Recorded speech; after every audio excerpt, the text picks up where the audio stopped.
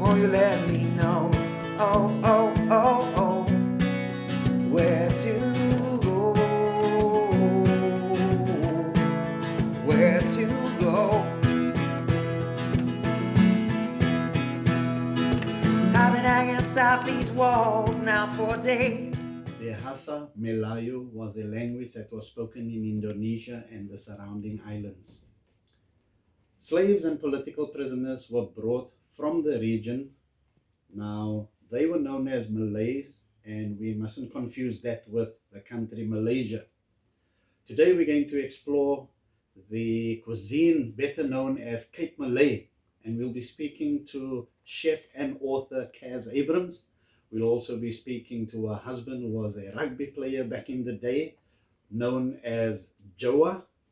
Jowa today is the curator of the mosque that they attended all their lives in Claremont, and that is also the area where they were forcibly removed via the Group Areas Act. Today, Dion and I are with Cass Abrahams and Jowa Abrahams. I was born in Johannesburg, but I grew up in various parts of the country because I went to a Roman Catholic school. I was a Roman Catholic. Then how did you meet your handsome husband? That's a story that everybody, I think, in the Cape knows already. So I came to the Western Cape. I had to travel between Athlone and Bellville. And the only way to get there without spending a lot of money is to hitchhike. Okay. So I hitchhiked one day, one afternoon after classes, stood along the road hitchhiking, when a car stopped. I looked into the car and I saw this man.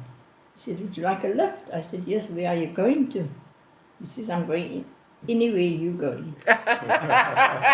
And then what brought you to Cape Cuisine? Because that's obviously a very Cape Malay or sort of Muslim side of the isn't it? My husband got me to that. Oh, okay, so did he ask you to cook The only food? dish I could cook when I married him was macaroni and cheese.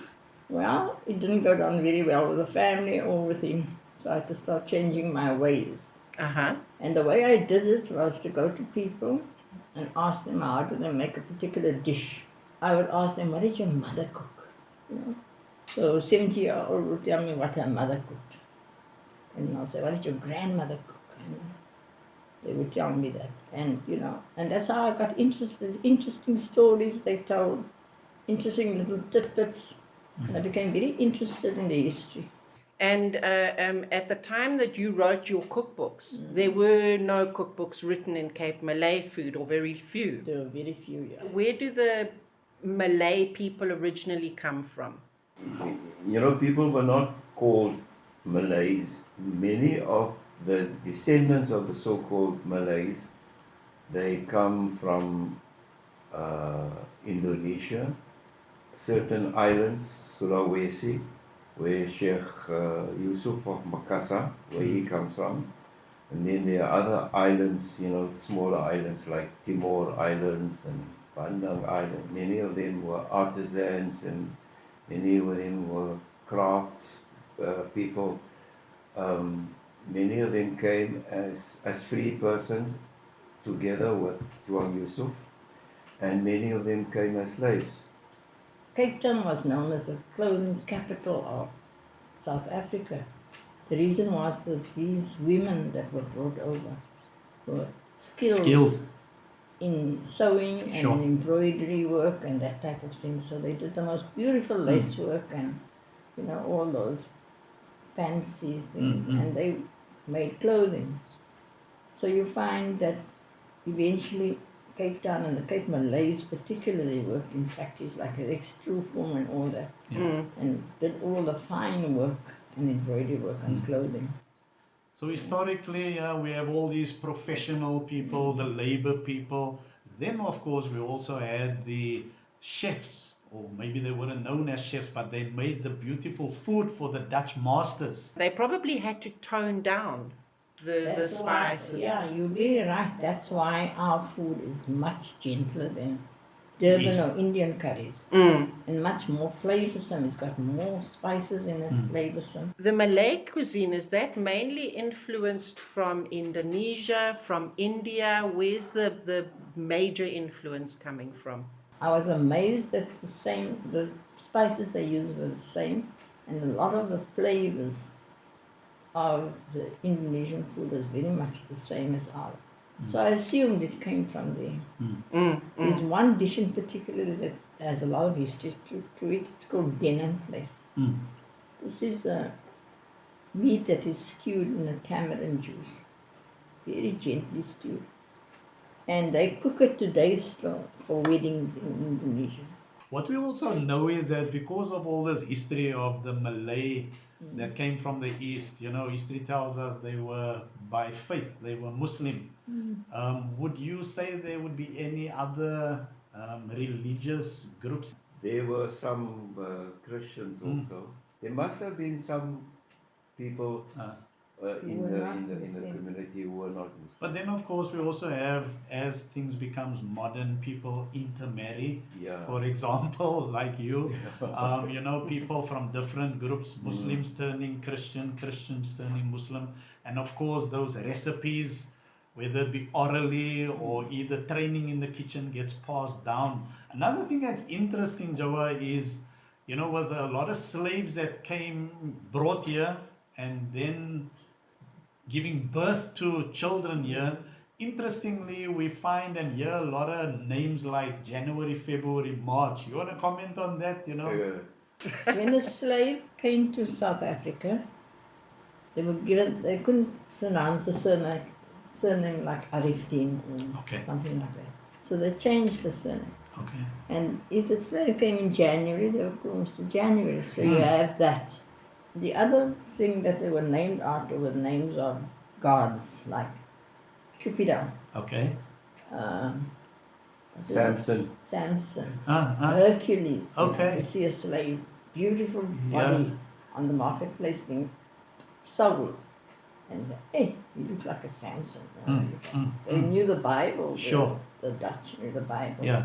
So they liken it to that and they call him Samson, Hercules, and then that name stuck. What is your take on, you were part of the forced removals or the Group Areas Act. How would that have felt, in your comfort zone?